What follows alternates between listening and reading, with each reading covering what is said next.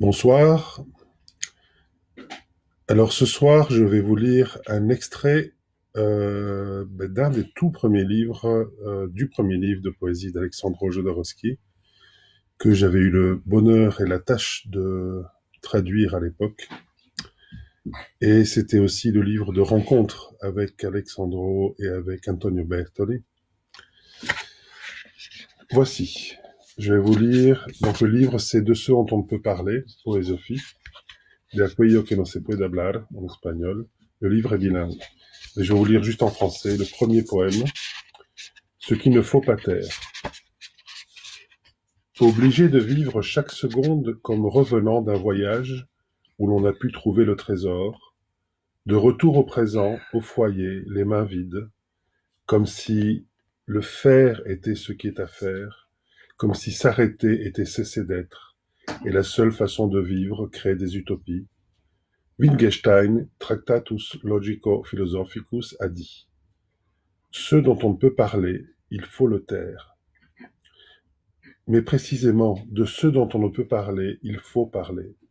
Plonger la langue dans l'invisible en convertissant les mots en miroirs. Naviguer en eux, sachant qu'ils sont navires sans équipage, sans autre intérêt que l'énigme de ce ou celui qui les transforma en fantômes. Une présence impalpable mais dense dont nous devons nous rapprocher avec des pas d'aveugle, en cet univers où tout est approximation au miracle de cire. Avec des pas d'aveugle, plongeant le bâton blanc dans l'ubiquiste centre, là où palpite l'éternelle origine qui donne vie à Gros-Bouillon. De lui, nous ne pouvons rien dire, mais c'est pour cela que dans l'obscurité, il est notre guide. Si nous acceptons l'ignorance, celle-ci se convertit en lampe. Sous l'apparente vacuité se tapissent les fulgurances divines.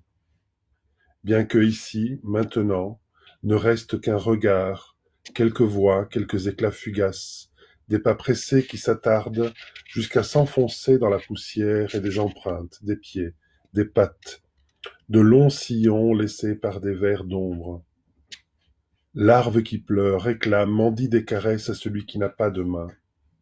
Enveloppés dans le vide comme dans un manteau épais, chrysalides de feutre qui attendent de faire leurs ailes, de peupler enfin les domaines de notre éternelle absence, du dedans, donnant des coups de pied à la tour, précipiter l'anneau hors de ses murs, afin qu'elle s'ouvre comme une fleur d'or. Nue au milieu de la nuit, ouvrir la bouche, engloutir les éclairs que le ciel nous octroie.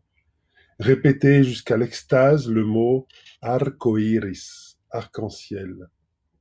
En faire un pont entre une langue morte et un vide vivant, où se trouve le futur désincarné, annonçant la fin de tout espoir. Le bourdonnement des mouches se fait voix de Dieu. Si ce que nous cherchons n'est pas ici, il n'est nulle part.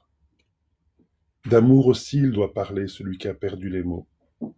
D'un œil indifférent noyé dans un univers de chair, de peau et de marbre, de chevelures ardentes et d'ondes fluviales, de lèvres lumineuses cachant des spirales d'ombre au centre du plaisir déicide, creuser comme une bête blessée jusqu'à trouver l'âme, comprendre que l'être est quelque chose qui se consume, feu sans bois qui du rêve lance des flammes.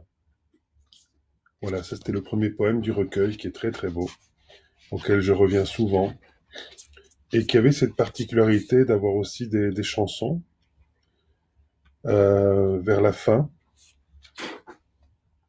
comme Amour, laisse passer ton ombre, une et mille fois sur mon corps étendu, permets que je fouille les miroirs pour manger les miettes de ta vision évanouie. Et aussi, tout à la fin, des rêves étranges. C'est des rêves heureux. 1997. Je vais vous en lire un ou deux comme ça. Janvier. Je suis dans la cellule d'une prison, accompagné par quelques amis. Tout à coup, je saute d'un mur à l'autre, jusqu'à appuyer mes pieds contre le plafond. Je dis avec bonheur, en réalité, je suis une sorte de danseur russe. Je possède presque toute la grâce, mais je ne peux plier les genoux. Bon, ce n'est pas si mal, car ça me permet de conserver la dignité, sans m'agenouiller devant personne.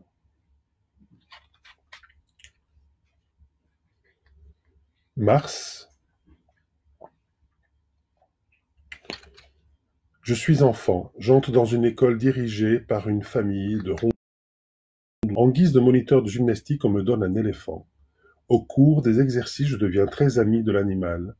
Sous les aisselles me poussent 2 bras de plus. Je reçois un diplôme où l'on me confère le titre de démon ascendant.